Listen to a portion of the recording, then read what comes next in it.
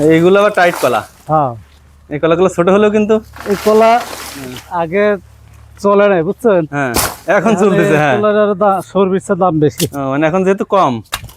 এগুলো ঘটনা হয়েছে যে ডায়াবেটিস জাগের, হ্যাঁ, ডায়াবেটিস জন্য এই চাপা কলা ভালো। তাই চাপা কলা ডায়াবেটিস হলে খাই। হ্যাঁ,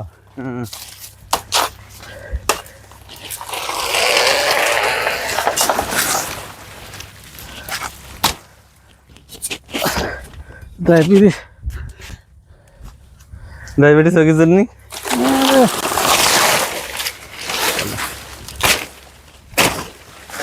শেষ। এই যে হ্যাঁ, ওটা কেটে দেওয়া যাবে।